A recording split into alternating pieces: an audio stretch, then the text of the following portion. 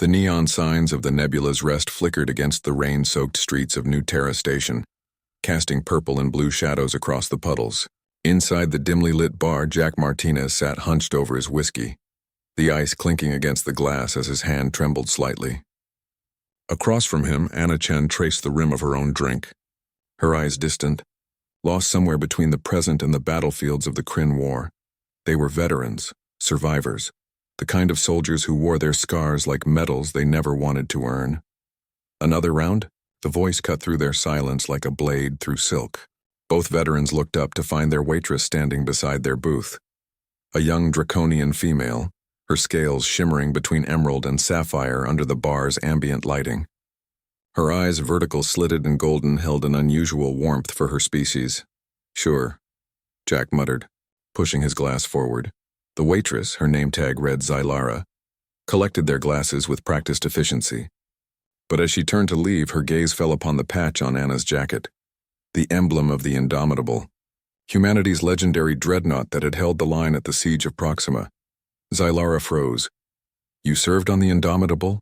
Her voice carried a tremor that neither veteran had expected from a draconian.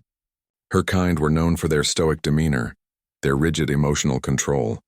Anna nodded slowly. 3 years. Jack, too. Why? The waitress's golden eyes widened and her tail, usually held in the controlled curve expected of her people, dropped slightly, betraying her shock. My father has a ship like yours," Jack snorted.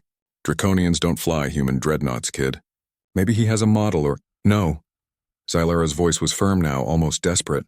She glanced around the bar, then slid into the booth beside Anna, her professionalism abandoning her entirely. "Please, I mean, he has a ship like yours." "The actual ship. The Indomitable." The blood drained from Anna's face. Jack's hand instinctively went to where his sidearm used to hang before he remembered he was civilian now. The Indomitable had been destroyed. They'd watched it burn from the escape pods, watched it tear apart in a final defiant broadside that took 3 Kryn battlecruisers with it. "That's impossible," Anna whispered. "The Indomitable was destroyed at Proxima. We were there. We watched her die." Zylara's scales rippled, a draconian gesture of absolute sincerity. "My father is Admiral Cromath Velshara. After the battle, he led the salvage operation in the debris field. The Kryn were gone, but your ship. Pieces of your ship were still there. The central hull section. The reactor core. Parts of the command deck." Jack leaned forward, his voice dangerous. "Salvage is one thing. You're talking about rebuilding it," Zylara finished. "He's been rebuilding it for 5 years in secret. In our home system." The silence that followed was suffocating. Around them, the bar continued its nightly rhythm. Laughter, music, the clink of glasses, but in their booth, time seemed frozen. "Why?" Anna's voice cracked. "Why would a draconian admiral rebuild a human warship?" Zylara's eyes glistened with something that looked disturbingly like tears. Another impossibility for her emotionally controlled species. "Because during the siege of Proxima, your ship didn't have to stay. The draconian fleet had already retreated. High Command had ordered a full withdrawal.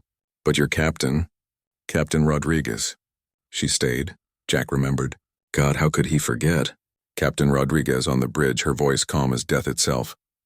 "The colony has 2 million souls. Draconian souls, human souls, Centauri souls.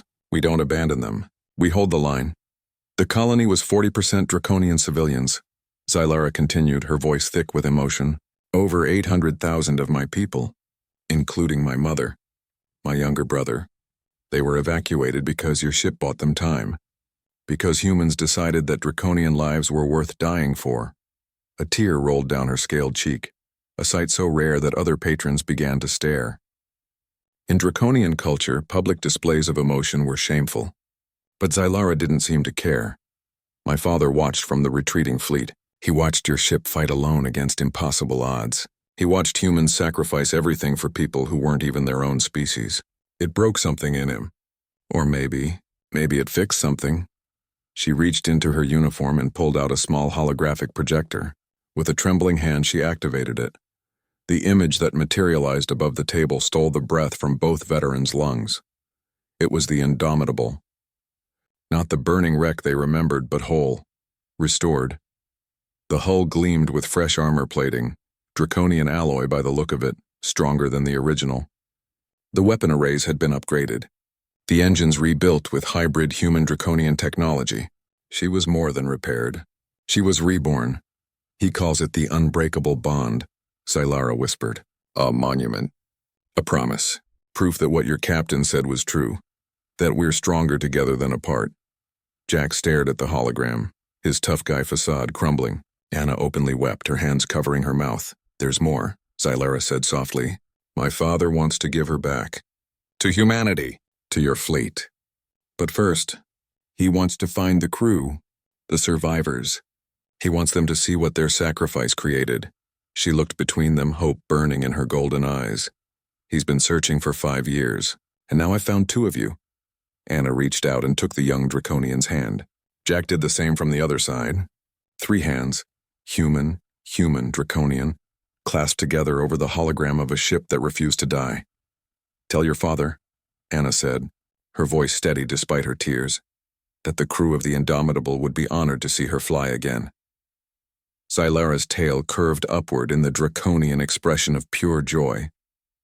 He'll be so happy. He always said humans were the most stubborn species in the galaxy, that you never knew when to quit. Jack laughed, wiping his own eyes. Kid, you tell your old man that stubbornness is just another word for hope. And hope. Hope never dies. Outside, the rain continued to fall on New Terra Station. But inside the nebula's rest, 3 souls, 2 human, 1 draconian, sat together in the glow of a resurrected dream, proof that some bonds transcended species culture, and even death itself. The Indomitable would fly again, and this time she wouldn't fly alone. The end.